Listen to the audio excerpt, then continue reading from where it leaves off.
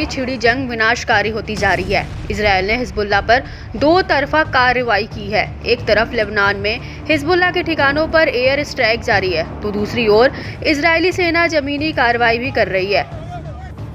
IDF के लगातार हमलों के बाद अब हिजबुल्लाह भी करो या मरो की जंग में उतर आया है। हिजबुल्लाह ने की रिहायशी इलाकों को निशाना बनाना शुरू कर दिया है और हाइफा खाड़ी और शिमोना पर लगातार रॉकेट हमले कर रहा है। इस बीच लेबनानी प्रतिरोध आंदोलन हिजबुल्लाह ने इजराइल के खिलाफ जबरदस्त ताजा जवाबी कार्रवाई की है, जिसमें कई सैन्य ठिकानों को निशाना बनाया गया है। इजरायली सेना ने शुक्रवार को पुष्टि की है कि दक्षिणी लेबनान में उसके जमीनी हमले के दौरान 12 से अधिक सैनिक मारे गए। हिजबुल्लाह ने शुक्रवार को जारी अलग अलग बयानों में कहा कि उसने कब्जे वाले क्षेत्रों के उत्तर में कई अलग अलग स्थानों पर इजरायली सेना के ग्रुपों को मिसाइलों और तोपों के गोलों से निशाना बनाया।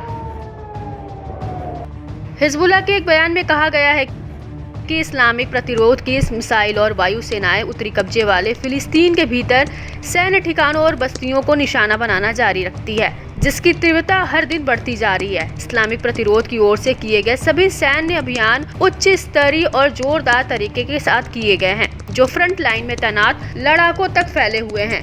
लड़ाकों ने लेबनानी क्षेत्र में घुसपैठ दिया है। उधर इजरायली प्रधानमंत्री नेतन्याहू ने हिजबुल्लाह के खात्मे की कसम खाई है। 27 सितंबर को इजरायल ने हिजबुल्लाह चीफ हसन नसरल्लाह को मार गिराया था।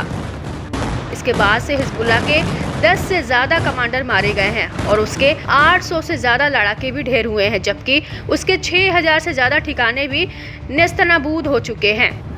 हिजबुल्लाह के बयान में कहा गया है कि यह ध्यान देने योग्य है कि दक्षिणी लेबनान में जमीनी ऑपरेशन की घोषणा करने के कई दिनों बाद भी इजरायल की सेना के टैंक और सैन्य वाहन लेबनान में नहीं घुस पाई, क्योंकि उन्हें निशाना बनाए जाने का डर है। इसके बजाय उन्होंने गुप्त स्थानों पर तैनात कर दिया गया है।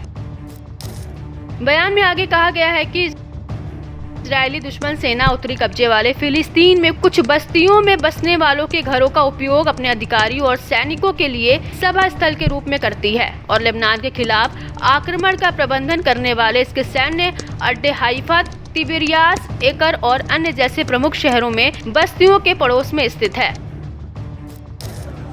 आपको बता दें कि इससे पहले हिजबुल्लाह ने कब्जे वाले गोलान हाइट्स, हाइफा और किरियात शमोना के खिलाफ हमलों की घोषणा की थी।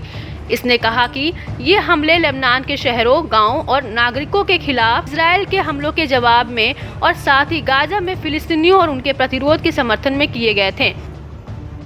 लेबनान के स्वास्थ्य मंत्रालय ने कहा कि अक्टूबर 2023 से लेबनान पर इजरायल के हमले में 2141 से अधिक लोग मारे गए हैं और 10,099 लोग घायल हुए हैं, जिनमें दर्जनों बच्चे और कई महिलाएं शामिल हैं।